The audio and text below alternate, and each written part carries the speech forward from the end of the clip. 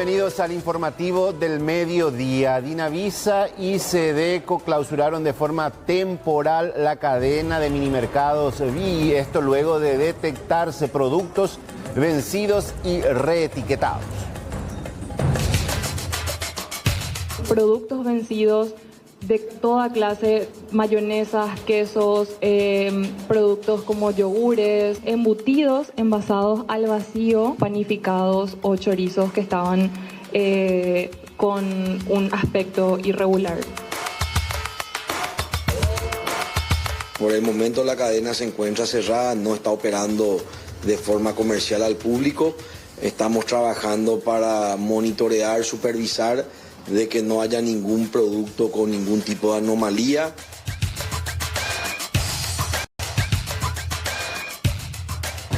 Y ya en minutos más también vamos a estar hablando de esto. Se enfrentó al delincuente en su vivienda y lo obligó a desnudarse.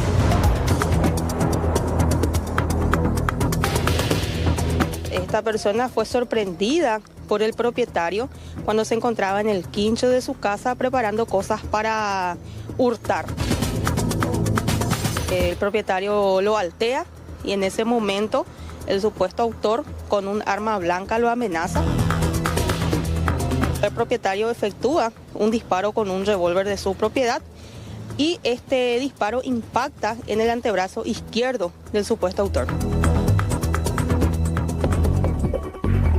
También, señora, señor, en instantes, lo que ocurría bien temprano en zona del Mercado 4, atira a la gente en la fila para llevar asado.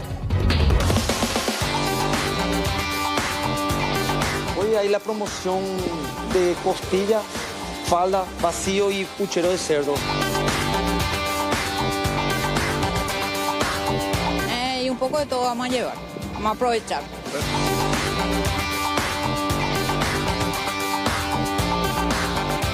Es bueno que la gente aproveche porque está bajo el precio.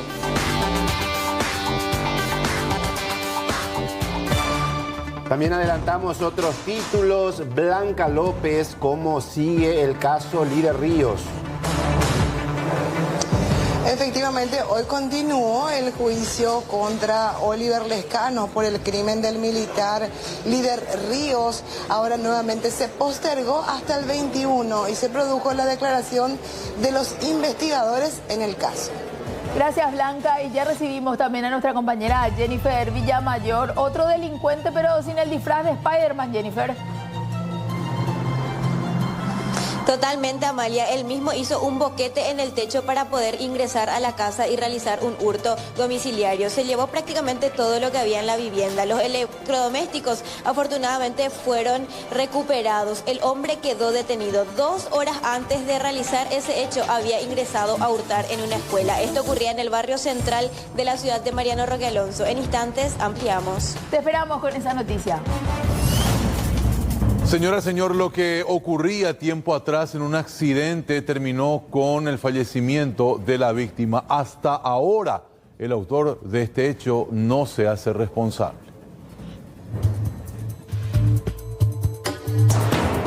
Nancy Noemí Casco, de 39 años, fue atropellada por una camioneta cuando circulaba por la zona de la vía férrea en Luque. El impacto le provocó la amputación del brazo y la mano izquierda. Estuvo internada 2 días y falleció a causa de un shock hipovolémico.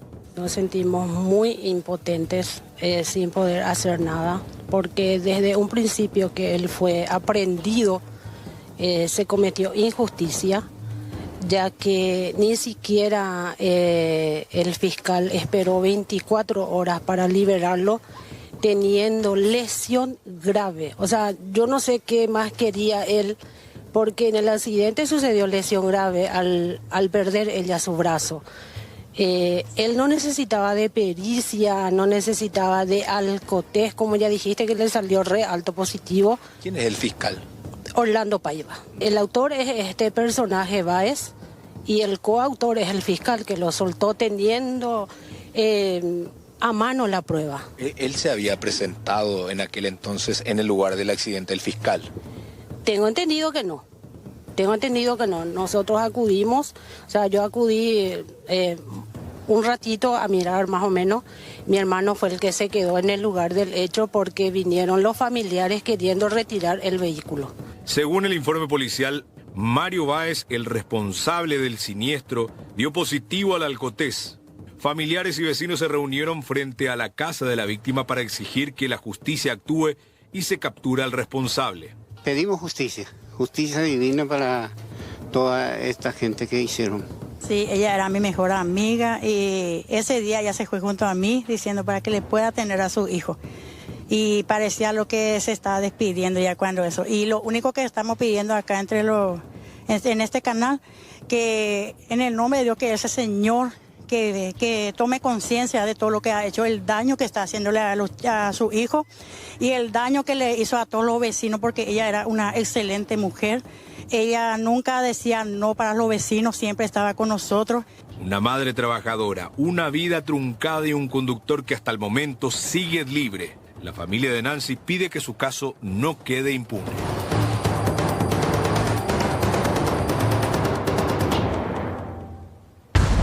Luis Amadeus Monjes rompió el silencio y estamos hablando de quien en su momento, inclusive por la Policía Nacional y otros investigadores, era considerado, y de hecho sigue siendo considerado según las autoridades, como mano derecha de Rotella, e inclusive los indicaban como el principal distribuidor de drogas tanto del departamento central como del área metropolitana. Sin embargo, en esta ocasión primeramente dio una serie de aclaraciones. Primero, límites territoriales. Él dice ser de un barrio de Lambaré y no precisamente de Pantanal. Fuimos hasta el barrio y evidentemente su casa no se encuentra en el barrio Pantanal. Así también desmiente cualquier tipo de crimen que se haya cometido en la zona bajo su nombre, y uno de ellos es precisamente el que generó conmoción no solo en Lambaré sino en el país, el crimen del asaditero. Él dice que nada tiene que ver con eso. Es más, le sindicaron ser fundador de una nueva facción del oeste, por ejemplo, y él se desdice de todo eso. Vamos a la primera parte de la entrevista en donde hace referencia al crimen del asaditero. Hay que recordar que este tal Osunaí, finalmente sindicado por los investigadores como el asesino del asaditero, finalmente negaba cualquier acusación en su contra y decía, de entre otras cosas, que quien manda hacer ese tipo de crímenes en la zona por lo general es Toto. Pero esto decía al respecto. Recientemente, ¿hay otro crimen que recientemente se te había sindicado o se te mencionó que guarda relación con el asaditero acá de Lambaré? ¿Algo que mencionar con respecto a eso? Y eso es totalmente mentira, porque quisiera aclarar también, ya que se toca a ese punto, el famoso grupo que se anda diciendo del oeste no es un grupo de crimen organizado, sino que eso fue a fines de deporte, donde yo soy auspiciante. Abrí una cancha de piqui y no me salió, donde fue el nombre de mi cancha de piqui, el famoso del oeste que se anda diciendo ahora. Ahora, la pregunta que todos queríamos hacerle guarda relación con esto que dábamos como introducción. ¿Cuál es su relación con Rotella? Esto respondía. Por ejemplo, que sos el principal distribuidor de Central y del área metropolitana. O sea, ¿de dónde sacas esa información? ¿O porque simplemente fuiste amigo de Rotella, o hay algo más, una persecución también de la policía? Y yo creo que porque fui amigo de Rotella viene más de eso. De otros grupos que me quieren incriminar en esas cosas. Que vos hables ahora, ¿no le enojaría a tu amigo o él entiende tu situación? No, él va a entender mi situación. Él me conoce perfectamente. Yo nunca, desde que salí de la cárcel, cumplí toda mi condena, me reinserté a la sociedad. Estoy procurando día a día de mantenerme con el sudor de la frente. Tengo mi bodega. Ahora tengo un nuevo emprendimiento que quiero abrir una lavandería con la ayuda de mi familia, de mi hermana que está en España. Si Dios quiere y permite. Con eso yo me me estoy manejando, ¿verdad? No es como se dice que yo soy distribuidor de droga ni ando de líder y cosas así, ¿no? Como persona, ¿cómo es Protela? Conmigo súper bien, me trató de la mejor manera y por eso, como te dije, no quiero negar tampoco mi amistad con él, ¿verdad? Pero no tengo comunicación con él, no estoy ligado a él ni a otro grupo del crimen organizado. Toto tiene hijos, el mayor 12 años, va al colegio y denuncian que como consecuencia de todo lo que se dice él, sufre de bullying. Tiene su hijo, hasta su hijo ahora no se quiere ir más en el colegio porque le hacen bullying. Y no es justo, es una criatura, él tiene derecho de estudiar. ¿Cuántos años tiene tu nieto? Y tiene 12 años, va a cumplir. En la adolescencia, Sí, cualquier sí. cosa que te marca. Así mismo. Siempre cuando vienen los fines de semana me dice, abuela, ya salió ya otra vez, ya salió. Y, yo tengo que estar peleándome en el colegio con mis compañeros o escondiéndome en el recreo porque me hacen bullying y no me gusta. Algunas veces ni no duermo, algunas veces sin que mi mamá me vea yo me pongo en un rincón a llorar. Información en vivo ya de la mano de Juan Salinas. Juan, los mortales también vamos a empezar a usar la misma estrategia que los delincuentes. Contanos más, por favor. Aparentemente sí, Amalia, y sería la única solución ante la creciente inseguridad que acapara no solamente a Asunción, a Central, sino a todo el país. Esto ocurría en Barrio Obrero, sobre la avenida de Estados Unidos, casi Sexta Proyectadas. Se ven las imágenes del circuito cerrado, como estos delincuentes ingresan a las viviendas y los propietarios tienen que tomar medidas temerarias para poder ahuyentarlos. Vamos a conversar aquí con un vecino, quien fue el protagonista de este video. Vamos a resguardar su identidad para que él también se mantenga seguro. Bueno, ¿qué fue lo que pasó? Entraron a tu casa, tuviste que salir armado, vamos a decirlo así, entre comillas. Entre comillas sí, ¿verdad? Pero no hay arma, cuchillo que le ataje a estas personas, ¿verdad? Porque se manejan entre dos, entre tres, bajean, arriban. Aparentemente son que juntan latas, ¿verdad? Pero uno actúa de campana, como se ve en una de las imágenes, que espera media cuadra abajo y el otro entra en las casas. Tengo que salir con lo que sea para cuidar mi casa, a mi gente, ¿verdad? Porque ¿qué pasa si llega a entrar dentro de las piezas? Nosotros durmiendo, no tenemos seguridad. A partir de las 12 de la noche es un lugar de nadie ya esto. Un ratito aguantame ahí, le voy a mostrar acá a la teleaudiencia y a Amalia. Con esto fue que él salió para ahuyentar a los delincuentes. Ustedes se fijan, es un arma de juguete, el arma que utiliza su hijo para jugar. Tuvo que salir con esto, Amalia, para poder ahuyentar a este delincuente simulando que estaba armado. Imagínense si de por ahí este sujeto se percataba de que el arma era de juguete. Sí. Esto pudo haber terminado de otra manera, pero es la medida desesperada que tienen los vecinos ante la increciente inseguridad. ¿De qué proyectada estamos hablando? ¿Qué zona es, Juan? Barrio Obrero, pero la proyectada.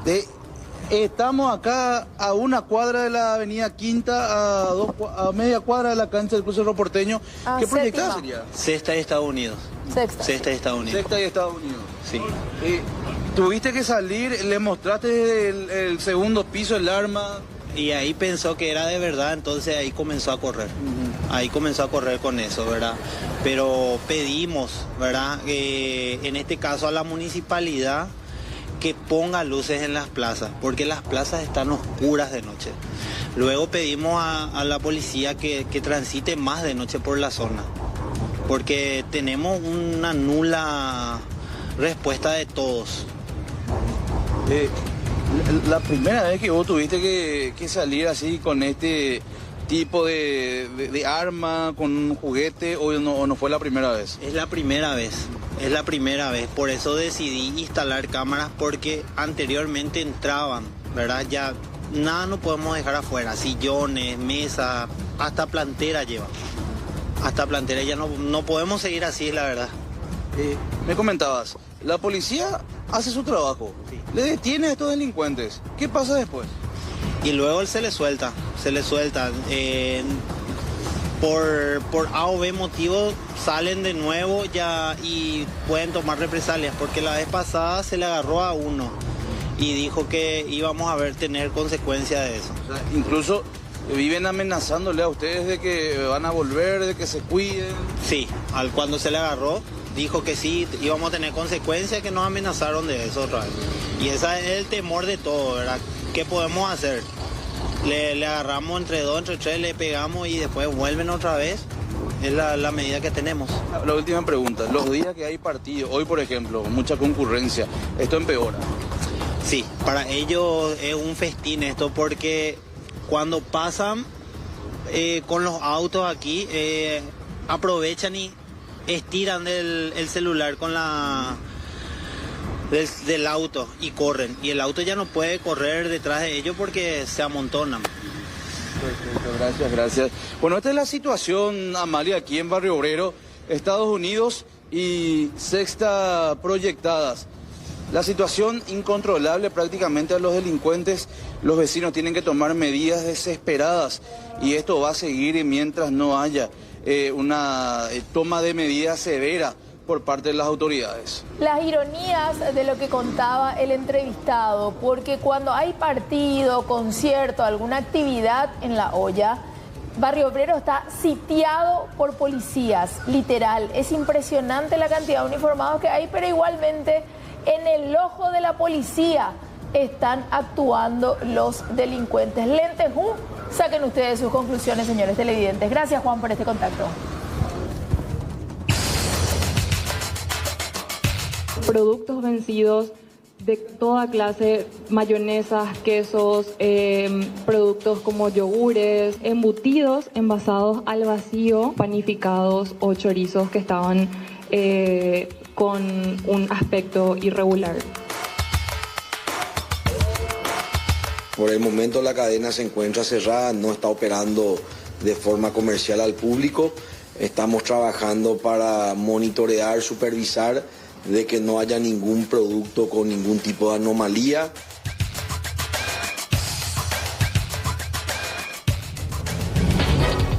Ya está Blanca López para darnos detalles de cómo fue el juicio oral y público por el asesinato de este efectivo militar. Contigo, Blanca. Gracias, Rolando. Y efectivamente bastante larga fue la declaración del subcomisario David Delgado, que en su momento era jefe de la regional de homicidios, y que hicieron el paso a paso para poder llegar hasta el sindicado como autor principal del crimen del líder Ríos. Hablamos del efectivo de la Policía Nacional, Oliver Daniel Lescano. Bastante largo fue el relato porque contó desde el minuto cero en donde Oliver sale a hacer un trabajo como conductor de plataforma y los sitios recorridos y cómo llegan al punto exacto donde estacionan el vehículo de la víctima en la casa de la esposa de Oliver Lescano. Prácticamente sin incidentes fue esta audiencia en donde participó el efectivo de la Policía Nacional, que fue el año pasado recapturado luego que robara un automóvil de una señora que posteriormente lo denunció y tras una persecución fue encontrado. Un punto muy importante es que también señaló el subcomisario Delgado que había evidencias que daban a entender a los investigadores que por una deuda o por cuestiones relacionadas al microtráfico es que se produce esta terrible situación. Hablamos con la hermana de la víctima, la hermana del líder Ríos, quien dijo que es bastante difícil seguir estas audiencias por todas las posposiciones que tienen. Lastimosamente tuvimos que viajar varias veces a la semana, no se hizo de seguido, ¿verdad? Pero estamos aguardando. ¿Cómo ves el desarrollo y las razones que se están exponiendo ahora de las razones de la muerte de tu hermano? Y La verdad yo esperaba que rápido se iba a terminar, pero lastimosamente no fue así. Está demorando un poquito, pero está avanzando. Sí. ¿Ustedes piden la pena máxima para el menor? Sí, exactamente. Pedimos la pena máxima. Para el policía y su esposa. Para el policía y su esposa. Pero efectivamente tu hermano sí le conocía a Oliver, según lo que están ahora relatando en el juicio. ¿Me preguntas si le conoce? Según tengo entendido, yo yo no sabía si se conocían. No estoy enterada sobre eso. ¿No? ¿Cómo está tu familia? Y la verdad que no te puedo decir que estamos tan bien, porque uno se puede imaginar, ¿verdad? Pero es totalmente diferente cuando uno está pasando. Y la verdad que es un proceso muy duro. Varios testigos, Blancas, que todavía seguirán declarando ante el Tribunal de Sentencia. Efectivamente, son varios testigos. Hoy también se hizo lectura de todo el seguimiento de cámaras. Fue enorme el seguimiento de cámaras que se hizo. Inclusive cuando perdían de vista el vehículo, tenían que recorrer varias cuadras, es lo que explicaba el subjefe hoy en día del Departamento de Homicidios de la Policía Nacional. Y bueno, también el sustento de la hipótesis de la razón de este crimen y la participación de la pareja aún no queda claro, aunque aparentemente el militar habría llegado a la casa en el vehículo ya aparentemente conducido por Oliver Lescano. Perfecto, Blanca, vamos a darle seguimiento a este importante juicio. En los próximos días esto va a continuar y por supuesto vamos a mantenerles informados. Gracias. Caos sobre la avenida Mariscal López. Esta mañana bien temprano se dio una situación en el tránsito que obligó evidentemente a la presencia de bomberos y policías. Pechamina Baeza Babutaco, vehículo COA, prácticamente ya totalmente descuadrado, parte del techo y también lo que tiene que ver evidentemente con la parte del vidrio trasero. ¿Saben por qué pasó esto? Porque el conductor argumentó que otro vehículo hizo una maniobra imprudente, es por eso que al intentar esquivarlo terminó volcando el móvil y llevándose por delante un cartel publicitario. Por milagro, el hombre solamente sufrió lesiones leves. La verdad que no conozco la calle. Venía en el carril izquierdo y el vehículo se quedó, entonces yo no pude esquivar. Quise esquivar y perdí la dirección ahí, entonces impacté. Pero gracias a Dios no me pasó nada. ¿No alcanzaste a ver qué tipo de auto, modelo, si era camioneta? Creo que era un Allion no preciso, color gris creo que era, o premium, no sé qué modelo es. ¿Cómo se encontraba el semáforo? El semáforo se encontraba parpadeando, o sea, todavía no funcionaba porque era las 4 y 5 menos 10 de la mañana, era. ¿Ni siquiera intentó quedarse él de alguna forma? Ya no me percaté porque di 2-3 vueltas por ahí, ya no pude visualizar al vehículo. Dos señores, o sea, una pareja se quedó y tipo me ayudaron a salir. Yo no podía luego salir del vehículo. ¿Tenía puesto el cinturón? Sí, tenía puesto el cinturón. Gracias a eso creo que no me pasó algo más grave. ¿Estás yendo a trabajar los Juegos Panamericanos? Sí, me está yendo al gimnasio. Y ya recibimos a nuestra compañera Jennifer Villamayor para el desarrollo de su tema. ¿Qué tiene este delincuente? ¿Qué fue lo que hizo en esta zona de Mariano Roque Alonso, Jennifer? Un hombre bastante conocido en el barrio central de la ciudad de Mariano Roque Alonso. Primeramente él fue hasta una escuela en horas de la madrugada, fue a realizar el trabajo de campo para posteriormente terminar hurtando varios cables. 2 horas después de ese hecho visitó una vivienda en el mismo barrio, realizó un boquete en el techo, ingresó a la casa y prácticamente la vació. Se llevó varias pertenencias del lugar, electrodomésticos, como así también cables. Sería un conocido adicto del lugar. Bien sabemos el negocio de los cables, que se vende a aproximadamente 70.000 guaraníes el kilo, algo bastante codiciado por los delincuentes adictos, Amalia. Este hombre quedó detenido en la vía pública, fue divisado por agentes policiales de la comisaría 10ª, precisamente cuando ya se estaba llevando todas las pertenencias de la casa. En uno de los videos inclusive podemos observar que estaba preparando el aire aire acondicionado para luego sacarlo de la casa. Aparentemente actuó solo. Escuchemos lo que nos mencionaba el interviniente. Nosotros en horario de la mañana, en muy tempranas horas, recibimos un reporte de un hurto en una escuela, en la escuela Mariano Roque Alonso específicamente, referente a hurto de cables, ¿verdad?, de las instalaciones de dicha escuela. Y procedimos a verificar imágenes, en este caso de circuito cerrado, de inmediaciones de esa escuela. Y procedimos a buscar a este sujeto, quien sería el autor de este hecho. Posteriormente, inmediatamente nosotros recibimos otra denuncia ya en horas después de ese hecho de la escuela, de un hecho de similares características, específicamente de hurto de cables. Una persona que vive y tiene en su casa una suerte de alquiler, verificó una de las piezas en la cual ya no estaba en ese horario la gente que alquila y divisó un boquete en el techo, y al verificar la pieza, todas las cosas desparramadas y el faltante de varios electrodomésticos, y así también las instalaciones de los cables estaban totalmente vacías. Posteriormente hicimos una patrulla en inmediaciones y se logró dar con una persona que estaba teniendo en su poder varias bolsas de plástico, en su interior los cables, así también los electrodomésticos faltantes en la casa que se alquilaba, la cual ya estaba siendo denunciada en ese momento, así también ropas y 2 alicates que generalmente se usan para instalaciones eléctricas, así también varios caños de cobre que serían parte de aire acondicionado. Y estaba teniendo en varias bolsas, ¿verdad? Son electrodomésticos pequeños que de repente él estaba llevando solo. Creo que es la primera vez que están ingresando a dicha escuela, ¿verdad? Lo importante es que se le detuvo, se le incautó todos los elementos que fueron denunciados y ya está a disposición del juzgado. Entre comillas, fue un día muy productivo aparentemente para ese delincuente, mientras que le duró, Jennifer.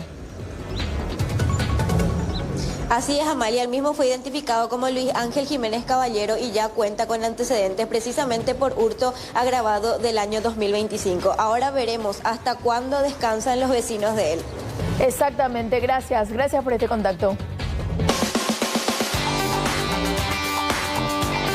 Hoy hay la promoción de costilla, falda, vacío y puchero de cerdo. Un poco de todo vamos a llevar, vamos a aprovechar.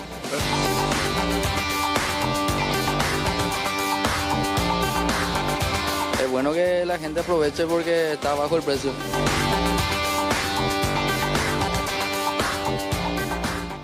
Bueno, vamos rápidamente hasta la zona de Canindeyú, la localidad de Francisco Caballero, ex Puente Quijá, Colonia Alborada.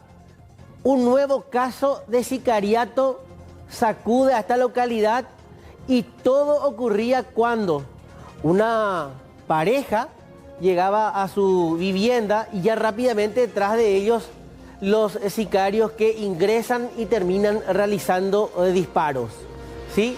En tal sentido, la hija mayor termina relatando cómo se produjeron.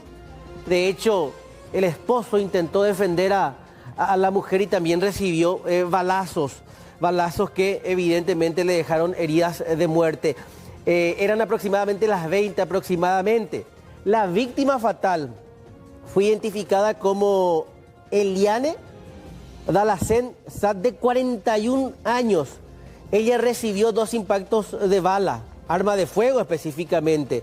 Y su pareja, Odair Bueno da Silva, de 43, recibió también 4 disparos y se encuentra en grave estado crítico en un hospital local.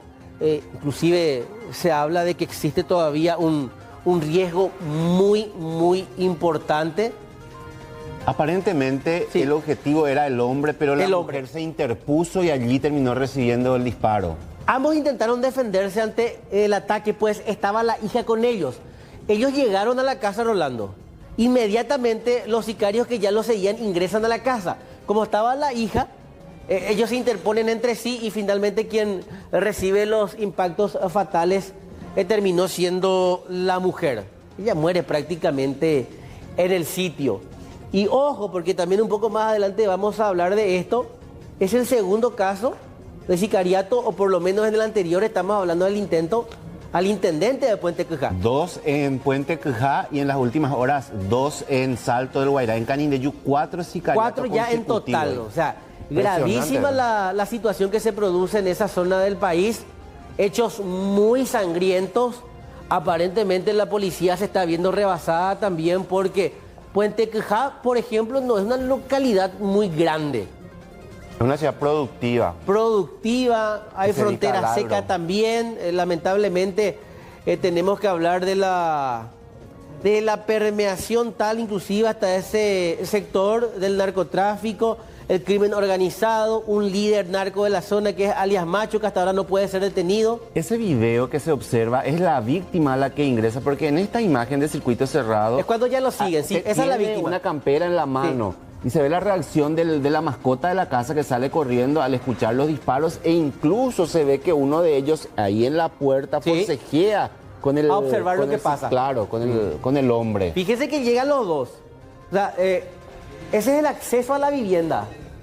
Porque fíjate que al abrir la luz sale de adentro. Sí, ahí empieza. Ahí empieza y el perrito al escuchar los disparos sale corriendo. Y hay un forcejeo, fíjate. Y ahí es cuando le disparan. O sea, la pareja intentó defenderse mutuamente. Son jóvenes, 40 y 42 años respectivamente. Una hija mayor que observa todo ese crimen termina relatando lo ocurrido. Un hombre que sigue en grave estado, no se sabe si va a sobrevivir a este hecho. Y bueno, finalmente esto es lo que decían los intervinientes con respecto a este crimen. Supuestamente a las 20 y 20 aproximadamente ellos llegaron con su padre hasta su domicilio, ¿verdad? Ingresando la misma primeramente hasta la vivienda para posteriormente pasar al sanitario. Y detrás de ella su papá. Inmediatamente nosotros obtuvimos las grabaciones fílmicas que contenía el lugar, se pudo corroborar lo que manifestaba por la víctima, ¿verdad? Y detrás del padre ingresó ya una persona solitaria con ropa oscura y una mochila por la espalda con arma de fuego en mano, y supuestamente sin media palabra realizó varios disparos impactando la humanidad de su madre, que lastimosamente falleció en el lugar, y contra la humanidad de su padre también. Bueno, en el lugar fueron levantadas 8 vainillas o vainas servidas de calibre 9 milímetros, y en el video que ya está a mano nuestra también, como así también a mano de la fiscal de turno, se ve lo que manifestó la víctima y lo que una persona usó pistola 9 milímetros. ¿Cuánto impacto tiene la víctima fatal y la otra víctima? Según el médico forense y personal de criminalística, la señora recibió 2 impactos de balas. Y el padre, según los médicos, 6 aproximadamente. Eso quiere decir que nos da la pauta que coincide con las vainas servidas levantadas del lugar de los hechos. Bueno, cabe destacar que los investigadores manejan la hipótesis de que podría tratarse de un ajuste de cuentas. Seguimos en esa misma localidad. Si bien mencionábamos con Rolando recién que ya son 4 los sicariatos e intentos, el principal, o por lo menos el que llamaba mucho la atención, también guarda relación con el atentado que sufría días atrás el intendente de esta localidad de Francisco Caballero, ex Puente Quijá. Atentaron contra su camioneta. Y atención, porque estos elementos que estamos observando, la 38, escopeta y los proyectiles de fusil, son elementos que se encontraron en la casa de 2 hermanos que fueron detenidos por la policía como principales sospechosos de este atentado. Y atención, todas estas evidencias coinciden con las vainas de balas, de proyectiles encontradas en la escena del crimen o del intento de crimen que se producía días atrás. Pero la mamá de los 2 hermanos detenidos, que es de nacionalidad brasileña, ella habló. ¿Señora? ¿Qué dice? Ella habló en un portugués muy cerrado. Sí. Dice que ella cuenta con evidencias de que sus hijos estaban en otros lugares al momento del crimen. Escuchen. O meu hijo estava aí em Copaçã. Tinha ido domingo com careta para segunda fazer essa verificação de seguro de caminhão para viajar, para puxar produto de maíz e... Quem estava em Copaçã?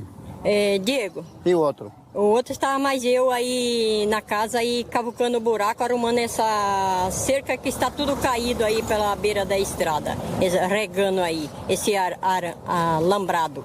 Daí estava cavucando esse buraco e fazendo um lambrado. E você tem como demonstrar isso? Tem cama na sua casa? Minha casa tem cama, sim. A hora que aconteceu, então, o seu filho estava com ocupação e outro estava na sua casa trabalhando? Sim, um está comigo aí trabalhando, cavucando esse buraco para pôr lambrado, que está caído esse palanque que está podre já, que se rompeu. E daí o outro estava aí com o Passan, que ele estava arrumando o seguro de caminhão para viajar con Cari. Bueno, la entrevista que era captada por nuestro compañero Mauro Ramírez, corresponsal en la zona, también habló con los investigadores y finalmente daban detalles de todas las evidencias encontradas. Pudimos incautar 4 armas de fuego, una escopeta, 2 revólver calibre 38 y una pistola calibre 9 milímetros, como así también infinidad de proyectiles sin percutir. ¿Algunas de estas armas guardan similitud con las vainillas que ustedes encontraron el otro día?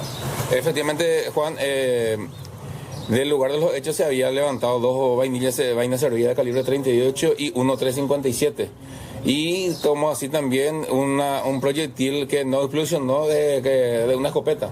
Entonces, coincidentemente del allanamiento nosotros incautamos 2 revólver calibre 38 y varios cartuchos sin percutir, como así también 2 calibre 357 y 8 aproximadamente la escopeta que se ve en la imagen que se incautó también. Gran susto se llevaron los integrantes de una familia en el sur del país cuando desconocidos llegaron y dispararon a mansalva.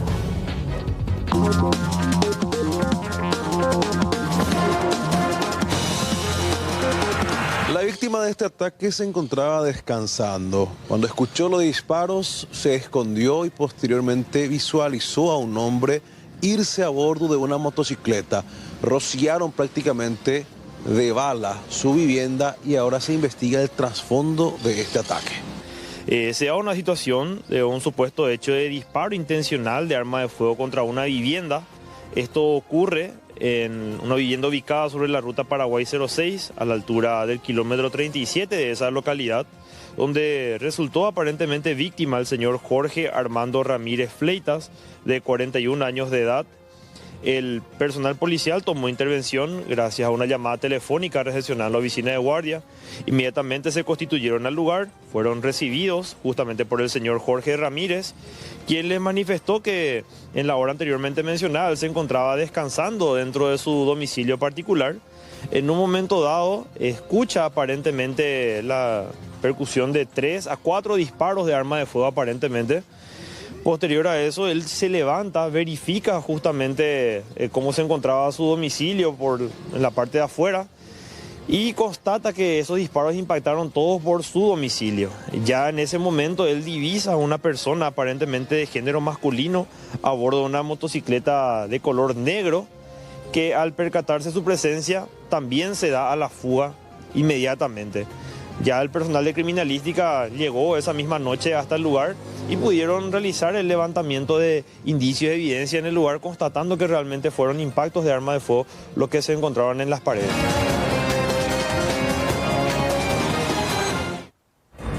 Impactante las imágenes de un accidente que se produjo en la villa policial de Luque. Una mujer y un mecánico se salvaron de milagro.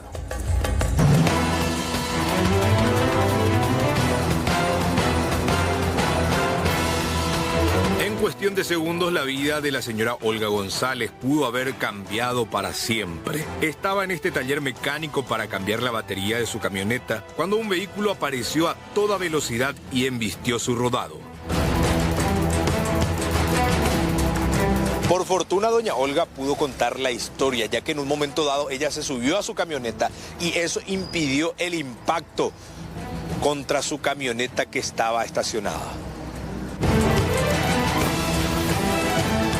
Que tengo un hierrito ahí atrás de mi camioneta, Cuando estaba buscando, yo estoy así como de espalda, por ejemplo, estaba buscando ahí, como no veía, entonces yo en ese momento creo que me subí o me bajaba o me subí.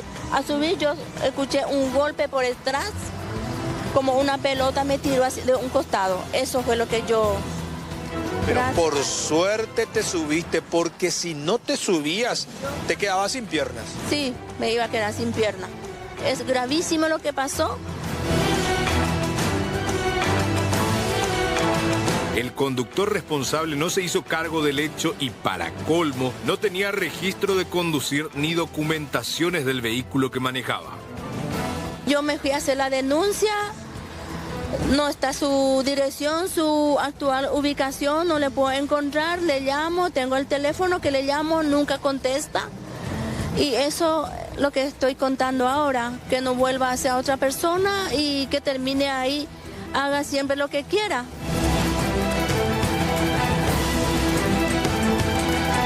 Un hecho que dejó daños materiales importantes, pero que pudo terminar en tragedia. La señora Olga asegura que seguirá con la denuncia hasta que se haga justicia. Rápidamente hasta el Alto Paraná. Joel, ¿qué ocurrió en este centro asistencial contigo? Buen día. Bueno, un niño con discapacidad, tiene 9 años, fue abandonado por varios días por su propia madre, situación que justamente movilizó a los médicos porque estaban preocupados por la salud de este niño, que también reclamaba por su madre. Finalmente la policía y las autoridades intervinieron, se dio la detención de la propia madre. Ella alegaba de que solamente le abandonó por algunas horas para ir a traer su ropa de la ciudad de Juan León Mallorquín. Pero ya hay una investigación previa también, hay una intimación por parte de la Defensoría para que justamente ella se haga cargo por este niño de 9 años. Vamos a escuchar lo que ella alegaba en su defensa. Yo no me abandoné a mi hijo, me fui nomás un ratito a traer mi ropa, yo no tengo familiares ni nada que ayudar. Y por eso nomás, en Mallorquín, un ratito nomás, porque yo no tengo ropa ni nada. Solo ahora nomás llegué con mi hijo. ¿Y no le avisaste a alguien? Le avisé a alguien y está ahí complicado. Solo ellos. En la enfermería le avisé para que me fui a mi casa un ratito. Pero la Defensoría te intimó de que vos te hagas cargo de tu hijo, ¿es así? Sí, pero sí. Yo amo a mi hijo, pero mi hijo no me quiere a mí, solo hago su papá y su abuela nomás que vive con ellos. Pero, ¿tu hijo vive contigo o no? Sí, vive. Porque él es discapacitado, Liliana. Sí, y su papá se murió. Y me entregó a mí sin nada, no me avisaron qué enfermedad tiene.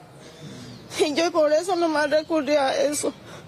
¿Pero qué tenía él para traerlo al hospital, Liliana? Parece que tiene algo de enfermedad en su cabecita. O sea, pero vos diste a luz a tu hijo y de ahí no tuviste más contacto con él, por eso es lo que decís que no sabía de su enfermedad. No, me quitaron su papá y su abuela de mí cuando era chiquitito. ¿Hace cuánto tiempo que él volvió contigo? El 7 de julio. El mes pasado nomás. Sí. ¿Y por qué vos decís que tu hijo no te quiere? ¿Él fue el que dijo que le abandonaste? No, de irse la se abandona. De irse la mamá va a te verá. Se conta como tía Lili, a la abuela, a la tuya y su hija y sí. Una historia de vida bastante complicada, Joel. Evidentemente no se justifica el abandono si es que ocurrió, pero ella habla de un despojo, ni bien trajo al mundo a su propio hijo. Totalmente. El niño llevaba años viviendo con su padre, que lastimosamente falleció a consecuencia de cáncer, y desde allí él tiene que deambular. Primero se fue con la abuela, con una tía, posteriormente con la mamá, quien también la abandonó por algunas horas o por algunos días, justamente frente al hospital regional. Las personas que acudían en el sitio sacaron una foto justamente porque estaban preocupados por la situación de este niño.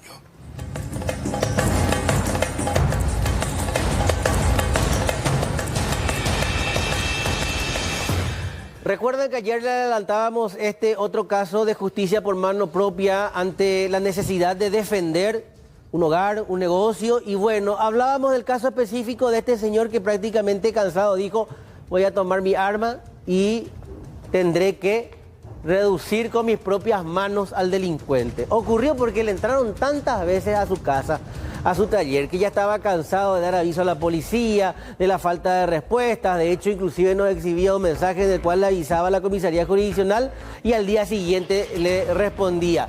Así recorría su casa este sospechoso en busca de cualquier elemento. Por lo general, como se trata de un taller, cobre, repuestos. Ahí se veía una desmalezadora. Desmalezadora, lo que encontraba en el patio de la casa. Entonces, evidentemente, el señor... Icueraima, Zetainio. Y él ya lo advirtió en su momento. O sea, no digan que no avisó porque lo hizo inclusive ante cámaras. Mínimo 3 veces ya estuvimos hablando con él. Como les decía ayer, ahí tomó la desmalezadora, recorre la casa, entonces, voy a agarrar la caraíla y arma de fuego. Apoyo un boca puma a tus deseos. Fíjense, ahí comienza, lo reduce, cuerpo a tierra. Fíjense que él tuvo inclusive el tino de tratar de reducir la culatazo, o sea, para evitar en ese momento realizar disparos.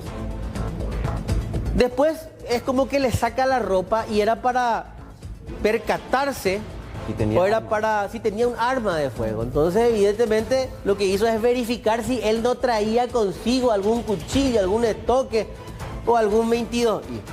Barrio Villa Bonita de la ciudad de Villa Elisa. Está muy cerca del barrio Villa Bonita, del barrio en donde ayer un abogado también hizo prácticamente lo mismo. Hizo prácticamente... Sí, el límite es la avenida Defensores del Chaco. Cruzas la calle y es Villa Bonita, cruzas la calle San Isidro Lambaré. Son 20 metros de distancia como límite territorial entre ambas ciudades. Por eso hablo de que son los mismos. Ustedes saben que estamos hablando de una zona de influencia de un grupo criminal muy importante, un grupo de personas que consumen crack también. O sea, la adicción es muy importante. El muchacho que entró a la casa es adicto al crack y eso se nota por las características físicas del detenido. Y el manejo también que tuvo el señor dentro de todo, porque le dijo que se saque toda la ropa porque él también sentía que eventualmente podría tener algún tipo de armas y que su integridad también estaba en riesgo. Por eso le desnudó y le redujo. La inteligencia emocional que tuvo este hombre es impresionante. Lo mismo el abogado también hay que decirle. Los disparos fueron de amedrentamiento claramente. Porque estaba preparado mentalmente. Él sabía que esto iba a pasar en algún momento. Si no actúa la policía, voy a tener que actuar yo. Y si vas a defender tu casa, si vas a defender a la familia, y si tenés un arma, vas a usar el arma. Independientemente del argumento de la proporcionalidad o la desproporción del momento, cuando entran a tu casa... ¿Cuántas veces le entraron a su casa? 9 veces las denunciadas. Y hay otra de las cuales inclusive ni se percató. Muchísimo. Muchísimo, muchísimo. Él tiene un taller, una persona laburadora. O sea, ¿Y cómo siguió esto, Aveiro? Ahí vemos cuando ya le reduce y ahí él llama... Llama a la policía. De hecho, van a ver cómo quedaron los rastros de sangre. Cuando llama a la policía, el comisario después le responde. Pero evidentemente ya cuando el delincuente fue sometido y ya hubo intervención de otros agentes de la Policía Nacional. Aquí quedó toda la sangre del plomo que ligó. Y con esta bolsa, mi taladro, mi amoladora. Y todo ya se quedó ahí. Esto ocurrió, sería este lunes de madrugada, las 3:50 aproximadamente, en el barrio Mbocayatú de esta ciudad. ¿Verdad? Esta persona fue sorprendida por el propietario cuando se encontraba en el quincho de su casa preparando cosas para hurtar. El propietario lo altea y en ese momento el supuesto autor con un arma blanca lo amenaza, motivo por el cual el propietario efectúa un disparo con un revólver de su propiedad y este disparo impacta en el antebrazo izquierdo del supuesto autor. El sindicado, en el supuesto autor, cuenta con 2 antecedentes por transgresión a la ley 1340/88, año 2025, y por hurto, año 2023. El propietario estaba temeroso de que este supuesto autor siga teniendo otro tipo de arma por él, entonces le obligó, ¿verdad?, a que quite la parte de arriba, por ejemplo, para ver si entre la cintura no tenía otro tipo de arma. Se procedió a la incautación tanto del arma de fuego, que es un revólver calibre 22, y también de un cuchillo que era el que tenía el supuesto autor, un cuchillo tramontina con una hoja de aproximadamente 15 centímetros de longitud. La persona aprehendida fue rápidamente socorrida. Nosotros rápidamente, al notar que tenía una herida, convocamos a bomberos voluntarios, acudieron rápido a nuestro llamado y fue derivado al Hospital del Trauma custodiado por un personal nuestro. En el momento también comunicamos toda la actuación a la agente fiscal de la unidad penal número 2, quien dispuso que esta persona, una vez dada de alta, permanezca en esta comisaría a disposición del Ministerio Público. Si bien el propietario de la casa en ese momento no sabía que él pudiera tener o no un arma de fuego, por eso lo desnuda, fíjense en el detalle que decía la oficial: transgresión a la ley 1003 tanto, y esta agresión a la ley de armas. Es decir, que en algún momento esa persona fue detenida por portar irregularmente un arma de fuego. Y estamos hablando de una persona que puede ser considerada peligrosa.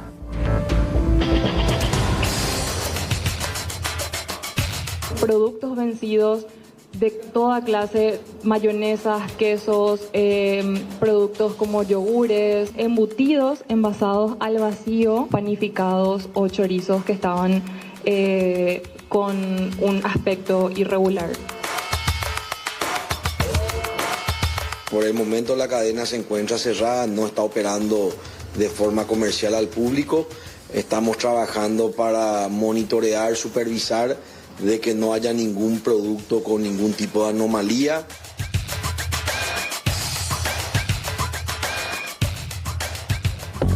Bueno, sin dudas el sector comercial se vio un tanto sacudido el día de ayer en horas de la tarde, cuando se daba una conferencia de prensa conjunta entre representantes de SEDECO y Dinavisa, y daban a conocer una resolución de 24 páginas que dispone varias situaciones respecto a hallazgos en 12 locales inspeccionados de esta cadena de supermercados 24 horas, la cadena Biggie específicamente. Detectaron productos vencidos, otros reetiquetados. Estamos hablando de panificados en malas condiciones también, embutidos, lácteos, incluyendo queso, yogur, en fin, una serie de mercaderías que se estaban comercializando de manera irregular, según la fiscalización realizada, y que derivó en una sanción también bastante drástica, hay que decir, compañeros, de acuerdo a lo que estaban explicando los responsables y otros gremios vinculados a la cadena de supermercados. ¿Por qué decimos esto? Porque en 12 locales se constataron estas situaciones irregulares, pero esta medida afecta a los 263 locales de esta cadena importante, que tiene alrededor de 3.500 empleados, varios proveedores también, y se generó esta situación bastante especial. ¿Qué decía el comunicado precisamente de esta misma cadena al darse a oficializar, digamos, esta determinación? Digi Express se dirige a colaboradores, clientes y proveedores, dice. Habla de la cantidad de empleos directos y también de los locales. Cada uno de estos números representa familias, oportunidades y un compromiso con nuestro país, y habla precisamente en negritas de que es una sanción desproporcional y que atenta contra las garantías jurídicas y los derechos constitucionales. Habla de la libre competencia, la actividad empresarial y el trabajo digno. No obstante, resalta también que esto constituye un acto de abuso de poder, y dice más cosas este pronunciamiento de la misma cadena de supermercados. Hasta anoche estaban atendiendo, hoy ya los locales amanecieron todos cerrados, sin ninguna atención al público. Algunos empleados aparentemente estaban todavía trabajando en la parte interna de estos establecimientos comerciales diseminados no solamente acá en Asunción Central, sino en varios puntos incluso del interior del país. ¿Qué dijo hoy el director jurídico de la Secretaría de Defensa del Consumidor, SEDECO? Señalaba él que concretamente lo que se establece era la restricción para comercializar estos productos encontrados en esas condiciones irregulares y que la medida no implicaba directamente el cierre de estos locales. Lo escuchamos.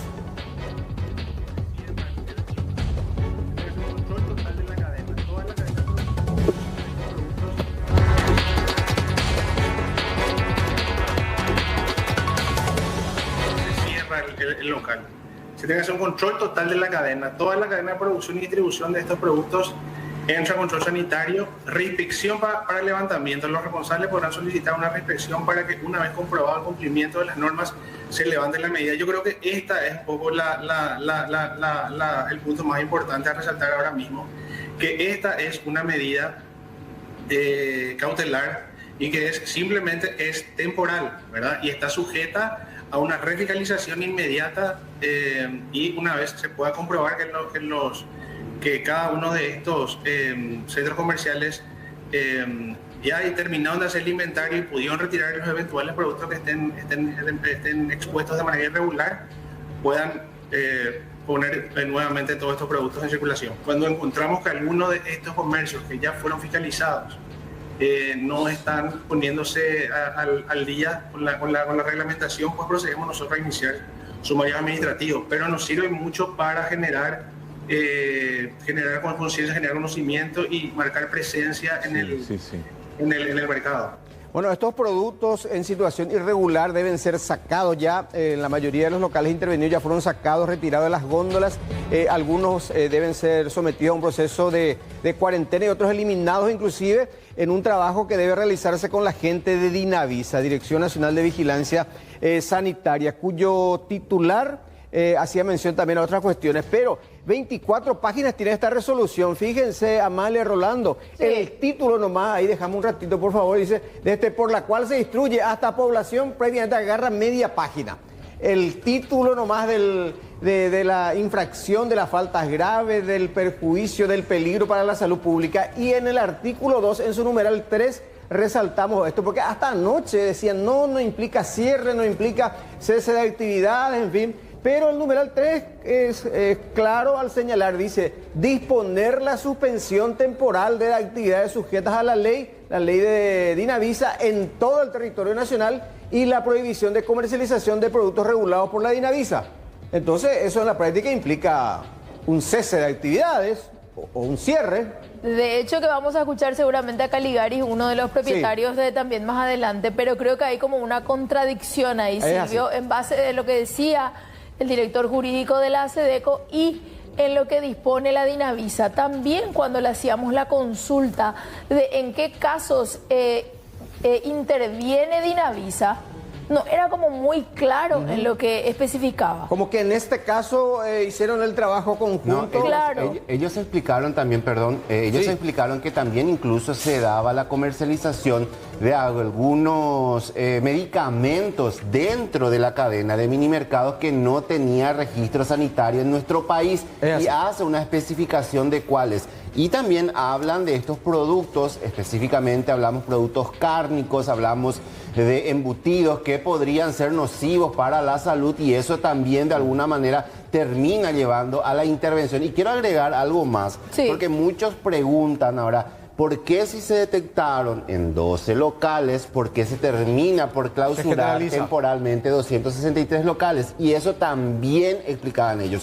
¿Por qué se cierran los 263 locales? Y precisamente, Rolando, te interrumpo, es la explicación que brindaba el titular de Dinavisa del por qué se amplía, digamos, a toda la cadena esta suspensión temporal de actividades.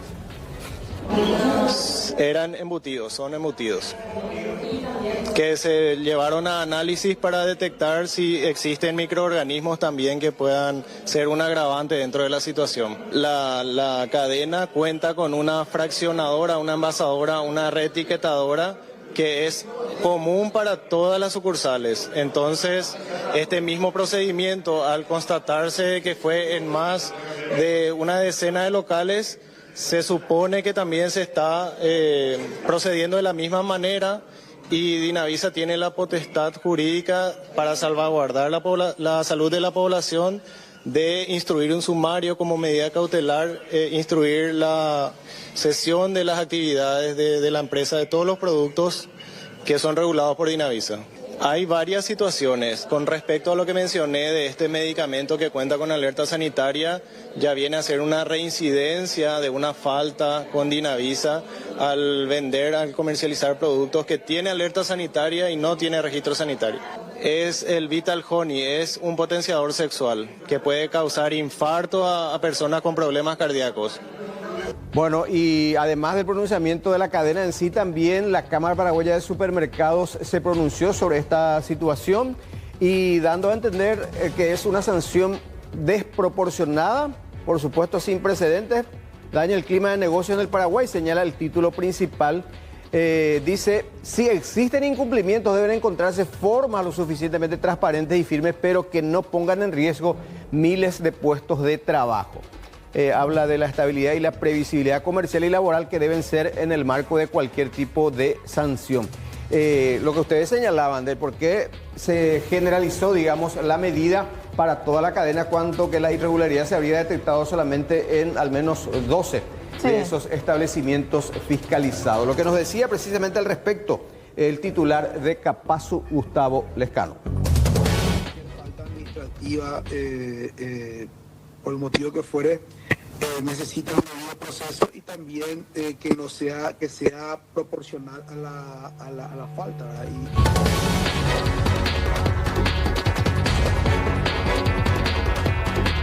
Cualquier falta administrativa, por el motivo que fuere, necesita un debido proceso y también que sea proporcional a la falta, ¿verdad? Y un cierre de operaciones para nosotros es una medida muy extrema en donde realmente nos dejó sorprendidos y nos dejó un poco asustados, ¿verdad? Porque esto realmente le puede pasar a cualquiera de los socios. Cualquier tipo de sanción, estamos expuestos a esto y entendemos que las sanciones deben ser a la medida de las faltas. Entonces, un cierre, un parate es algo muy extremo en donde realmente puede ser perjudicial no solo a cualquier empresa, o sea, puede ser muy perjudicial para cualquier empresa. A nosotros lo que más nos preocupa son lo extremo de la medida, ¿verdad? Llegar a una suspensión es algo muy extremo, en donde esto es algo que creo que después de lo de Coabolaño nunca ha vuelto a suceder, ¿verdad? Entonces, para cualquier empresa dejar de operar 1 o 2 días son pérdidas que son terribles. Bueno, sí. Creo que acá hay que entender un poco también cierta situación. Ellos te hablan de pérdidas, te hablan de funcionarios, pero desde un primer momento, cuando vos no tenés el control de tu local o de los productos que estás comercializando, la medida también se ajusta. Más allá de que van a salir a hablar de una guerra de poderes eventualmente, hay alimentos que a todas luces se observa que podrían ser nocivos para la salud. ¿Cómo vas a comercializar en tu local, por ejemplo, un embutido que tenía como fecha de vencimiento el mes de abril y vos reetiquetaste y pones para junio? Imagínate lo peligroso que es eso. Eso ellos hablan a todas luces y eso es lo que se tiene que corregir, más allá de querer perjudicarle a los funcionarios. Desde un primer momento tenés que cuidar eso porque estás ofreciendo alimentos al público. Optimizar ese mecanismo justamente de procesamiento, de etiquetado, de traslado de esos productos a los distintos establecimientos. La cadena de frío. La cadena de frío. Hay muchas cuestiones que son cuestiones muy sensibles, de hecho. Y a propósito, Giuliano Caligaris, que es el representante de esta cadena, señalaba eso. Ellos esperan, desde anoche, según me explica, ya estaban trabajando en subsanar este inconveniente. Él habló solamente de 5 productos en condición irregular en 12 de estos locales. Y decía él, apenas terminemos eso, vamos a solicitar una reinspección a Dinavisa y a Sedeco para poner todo en regla y abrir de vuelta las puertas de los locales al público. Por el momento se notifica como un cierre indefinido, cosa que nos preocupa mucho, ¿verdad? Nosotros somos una familia de 5.300 colaboradores dentro de la empresa. La empresa es, solo para tener un contexto y dimensionar un poquito la situación, Antes que nada, la empresa reconoce y se hace responsable de esos 5 productos que fueron detectados con anomalías en la intervención de 12 locales. Pero para ponernos en un contexto, VIE es una cadena que mueve más de 450.000 productos por día. Todos los días tenemos un movimiento, una rotación, una demanda por parte de nuestros clientes de más de 450.000 productos. Se intervinieron 12 tiendas donde 5 productos fueron encontrados con anomalía, principalmente por vencido y otros motivos, donde esos productos nos preocupan. Desde la medianoche de anoche las tiendas están cerradas, clausuradas, donde estamos haciendo una supervisión para que esos 5 productos se conviertan en 0, de igual manera que lo trabajamos en el día a día, ¿verdad? Por el momento la cadena se encuentra cerrada, no está operando de forma comercial al público. Estamos trabajando para monitorear, supervisar de que no haya ningún producto con ningún tipo de anomalía, y la intención es que en el transcurso del día, una vez habiendo hecho todas las verificaciones pertinentes, podamos comunicarnos con la Dinavisa, con la SEDECO, para intentar hacer una nueva revisión y rehabilitar las tiendas, ¿verdad? Nosotros, sobre todas las cosas, queremos comunicar a nuestros clientes, a nuestros proveedores, a nuestros colaboradores, que VIE es una cadena segura, VIE es una cadena que opera con todas las normativas que rigen bajo la ley, bajo las normativas. Es una cadena que pueden tener nuestros consumidores la certeza que están siendo cuidadas con todos los puntos que comprenden los puntos bajo la ley de control, ¿verdad? Bueno, hubo también pronunciamiento de otros gremios, de otros sectores de la industria, la producción, el comercio, en fin, y reacciones incluso hasta en el legislativo y en la Cámara de Senadores. Hubo varias reacciones también. Con los trabajadores, pues estamos hablando de 5.000 trabajadores y desde el Ministerio del Trabajo hablaban de que ellos no pueden ser desvinculados por esta situación. Se tiene que garantizar el trabajo de esta gente que de por sí ya luego trabaja en unas condiciones terribles, porque ellos además de cajeros son repositores, son guardias de seguridad, tienen que estar corriendo detrás de esa gente que roba carne. Han sufrido también, ¿verdad? Todo hace, tienen que limpiar el local, absolutamente todo.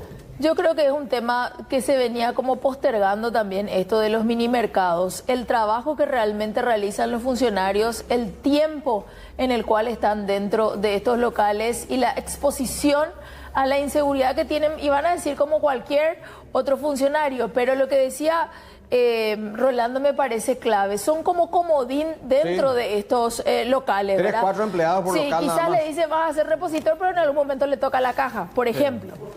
Y por supuesto también esto genera reacciones en redes sociales, algunos de los comentarios, las interacciones de la gente. Mi jefa siempre decía que no se le haga caso a ese que miremos si estaba feo nomás. Yo siempre quería quitar, se refiere a algunos productos. En ambas etiquetas estaba vencido el producto, por qué costaba tanto y después pasó a costar tanto, algo pasa, en fin.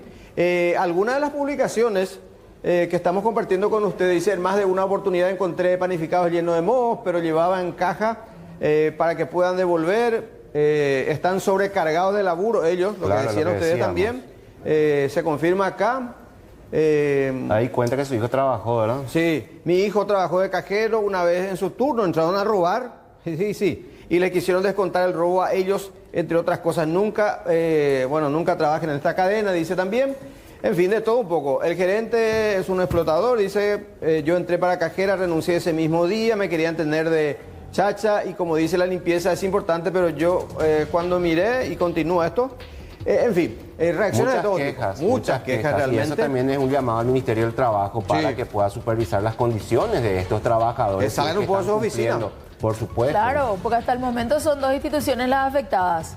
Las involucradas en este caso, por decirlo de alguna manera. Y las municipalidades también tienen cierto grado de responsabilidad porque están en ciertas jurisdicciones, ellos tienen su ámbito de competencia también allí. Ellos también deberían de fiscalizar todo esto.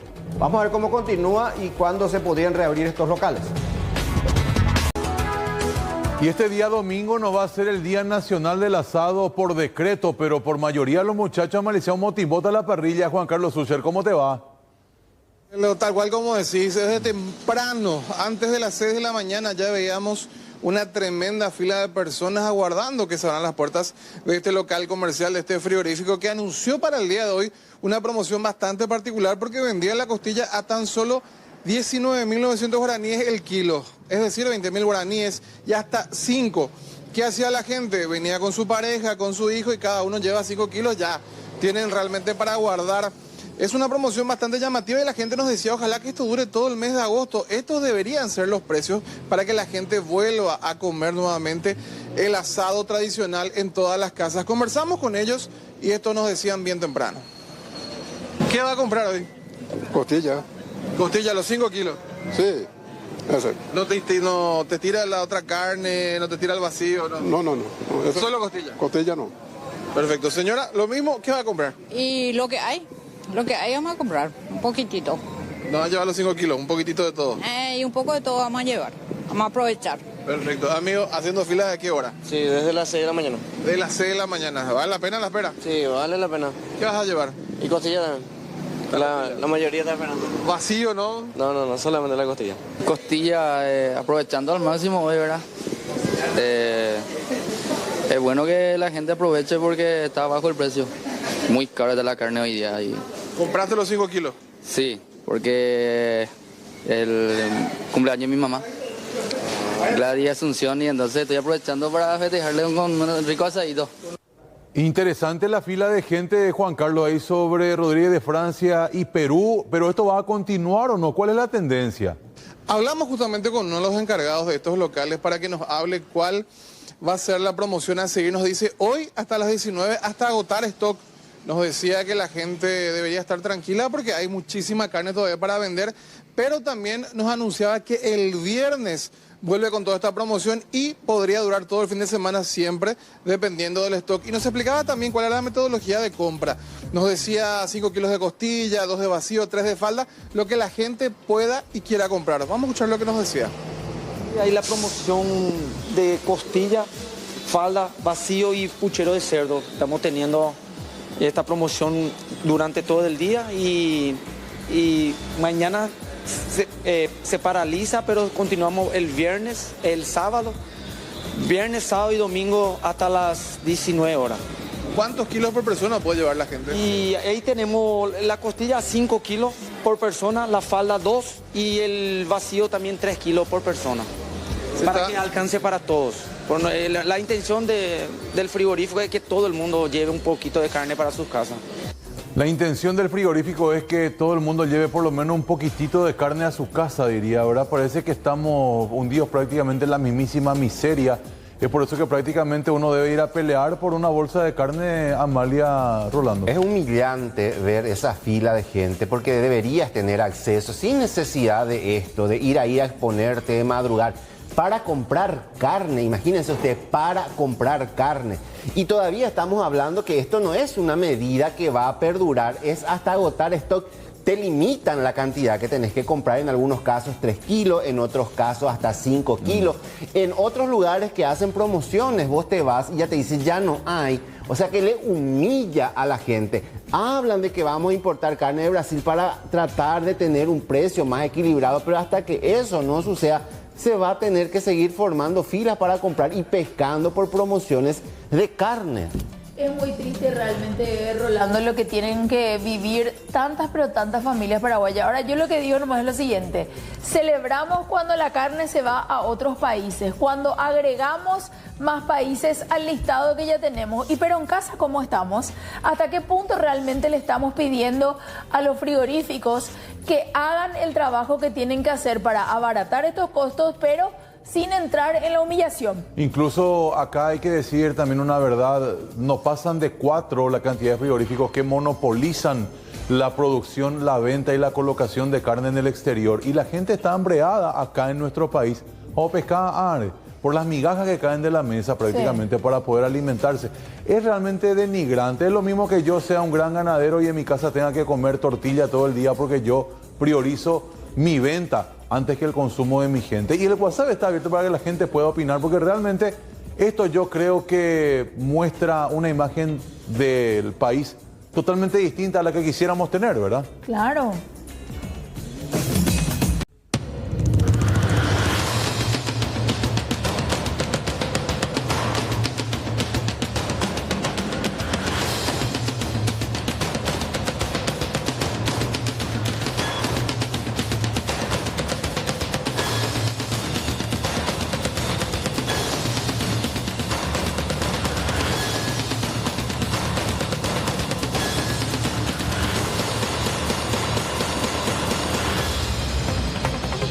Buenas tardes, Paraguay. Buenas tardes, sean bienvenidos. Marce, ¿cómo estás? Hola, ¿cómo estás? Anoche nos cenábamos la noticia de que la cadena Vigis va a ser cerrada temporalmente ya por mandato del mismísimo señor presidente de la República, ¿verdad? Esto debido a irregularidades en el manejo, sobre etiquetas, productos vencidos. Una situación que realmente no tiene precedentes cercanos. Yo nunca he escuchado que una cadena de supermercados con más de 260 locales a nivel Paraguay, con más de 5.000 empleados, se cierre. Y calculé y dije, pero algo ha de estar muy mal, algo debe ser demasiado grave para que se tome en cuenta esta situación, porque como parámetro, farmacéuticas, por ejemplo, fueron intervenidas también por los órganos correspondientes y le sacaban los productos vencidos, pero operaban sin ningún tipo de drama, es decir, atendían al público. Acá es totalmente distinto. ¿Y cuántas denuncias nacen a partir del cierre temporal de estos locales? Marcelo, y tampoco podemos dejar afuera las diferentes denuncias que están saliendo a la luz a partir de esta situación de los propios colaboradores de esta firma. ¿Por qué? ¿A razón de qué? Descuentos en los salarios de manera excesiva por cada situación que se daba, que a veces eran ajenas a la responsabilidad misma de los funcionarios o colaboradores. Se les contaban hasta 500.000 guaraníes, sueldos que eran muy bajos. Más todavía cuando en el ámbito policial solíamos repasar en todos los espacios que esta cadena era pero cliente fiel de los malvivientes, y los empleados con un gran sentido de pertenencia o por temor a un descuento masivo arriesgaban sus vidas enfrentando a los malvivientes. Aquí tenemos justamente una planilla que la vamos a compartir de manera detallada para que ustedes puedan ir viendo cuál era el manejo interno. Esto venía de la gerencia misma de esta firma, según denuncian algunos empleados o ex empleados. Bueno, y también mencionar jornadas de hasta 12 horas con descansos reducidos en fechas especiales, despidos por faltas menores como llegadas tardías, ausencias mismas, ¿verdad? Y sobre todo poca estabilidad y condiciones de trabajo desgastantes. Ante un mínimo error, descuentos que irían hasta el 1.000.000 de guaraníes, teniendo en cuenta que se trata, sobre todo en la mayoría de los colaboradores, el primer empleo. Por lo tanto, no tendrían tanta experiencia, Marcelo. Es complicado el tema. El doctor Jorge Rojas Rotela, abogado especialista en normas tanto nacionales como internacionales en el trabajo, nos acompaña. Hola doctor, ¿cómo estás? Gracias por tu tiempo. ¿Qué tal? Buenas tardes Marcelo, buenas tardes Amparo y un saludo a toda tu audiencia. Bueno, el tema que nos convoca, como decíamos con Amparo, complicado. ¿Cómo se ve desde el punto de vista laboral esto que está ocurriendo con los prestadores de servicios de esta cadena? Claro, primero creo que tenemos que clarificar los términos al momento de referirnos a trabajadores en relación de dependencia. No podemos referirnos a prestadores de servicio, que es una categoría jurídica distinta y que deviene del derecho civil. Colaboradores. Estamos hablando de trabajadores o colaboradores, trabajadores en relación de dependencia que tienen una cierta cantidad de derechos reconocidos en el derecho del trabajo y que, bueno, que desarrollan su vida laboral dentro de la empresa. En relación a lo que estuvimos viendo, las imágenes que estábamos viendo de los recibos de salario, tenemos que tener bien claro lo que establece el código en ese sentido. El artículo 63, inciso A, prohíbe deducir, retener o compensar suma de salario alguna dentro de los límites establecidos en el código. En ese sentido, el Código del Trabajo se complementa en el artículo 240, inciso A, y que plantea más específicamente que queda prohibido a todo empleador deducir, retener o compensar suma alguna de salario en relación a pérdidas causadas por negligencia o dolo del trabajador. Y ahí estamos viendo justamente, doctor, y le interrumpo porque se trata de lo que usted está hablando. Por ejemplo, ¿cómo le iban descontado por llegadas tardías? 121.000.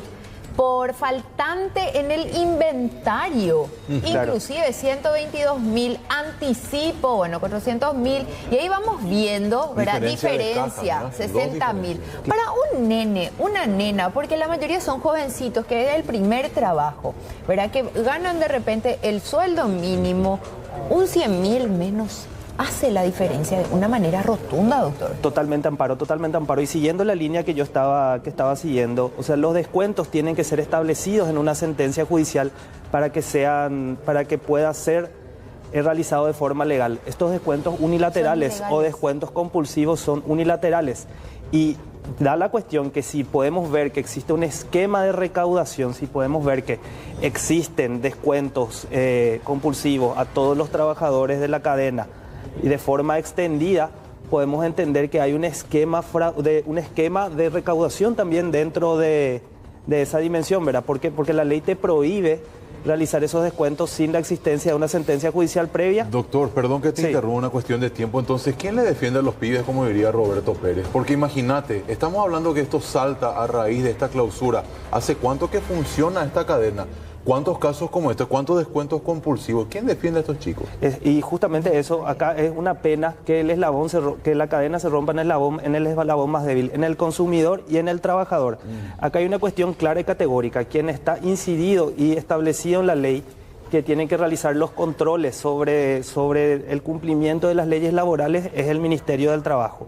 El Ministerio del Trabajo está facultado para poder realizar fiscalizaciones, está facultado para poder realizar entrevistas.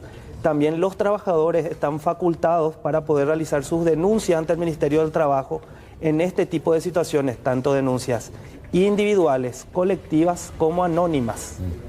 Es muy importante que también se tenga en cuenta eso y en base a esas denuncias el Ministerio del Trabajo tiene la obligación legal de realizar los controles específicos y también los controles, las fiscalizaciones y también tiene la potestad de aplicar multas en caso de encontrar faltas. Doctor, los funcionarios, ¿verdad? En muchos mensajes, porque ahora pues siempre explota la bomba y ahí nos vamos enterando todos y la gente se anima a denunciar porque era una relación, según lo que podemos ver, no es algo que nosotros aseveramos, ¿verdad? Pero una relación muy injusta o no equitativa, ¿verdad? Con relación. Entonces ellos como que no podían decir mucho porque era ya que te voy a descontar, ya que te vamos a echar. Claro. Y no tenían armas. Y acá vemos uno de los mensajes. Yo recibía cajas de frutas y carnes para la venta y cuando había veces ya estaban podridos. Varias veces le mandé foto a la supervisora para que eso no entre así y se me aplique después el descuento al cajero, porque el cajero pues tenía la culpa en ese caso,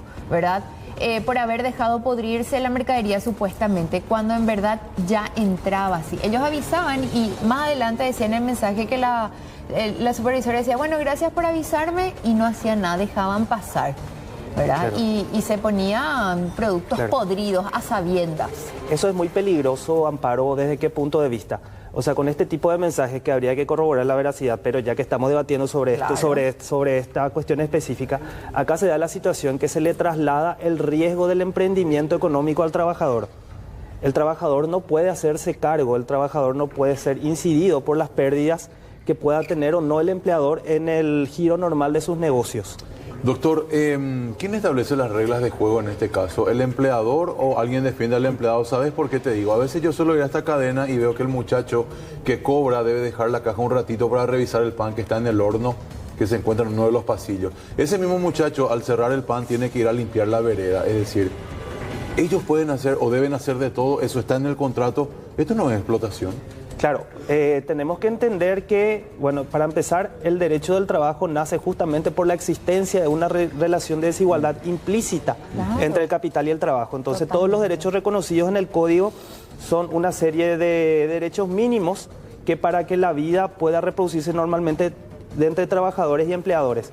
Ahora, las características propias del contrato de trabajo de los cajeros de Biggies o de los funcionarios Biggie en general, y la firma, bueno, habría que ver, ¿verdad? Pero la explotación giraría en torno primero al incumplimiento de las leyes laborales, segundo, a la aplicación de sanciones no establecidas y no permitidas por la ley, y el trabajo de horas extraordinarias sin que sean pagadas. Entonces, perdón, para cerrar nomás la idea, entonces con lo que decíamos, descuentos compulsivos que no dice la ley, era una explotación abierta. Exacto.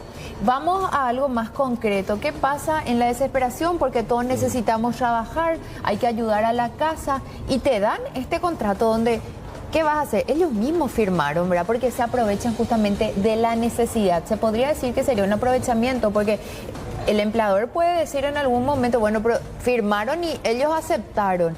Entonces, ¿hasta qué punto eso es válido o sería un justificativo? Desde el punto de vista del derecho del trabajo tenemos que tener en cuenta que, como había explicado antes, existe una decisión del derecho civil y la decisión del derecho civil gira en torno a que en el derecho civil prima lo que se llama la autonomía de la voluntad.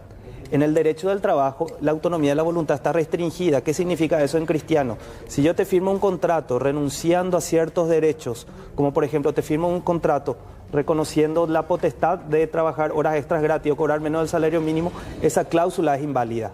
O sea, el principio de autonomía de voluntad está muy restringida dentro del derecho al trabajo porque tenemos que ceñirnos a los principios básicos establecidos en el Código. Doctor, ahora para que esto sirva también no solo para informar, sino para educar, para que nos sigan repitiéndose casos así en otras instituciones, claro, ¿verdad? O en otros establecimientos.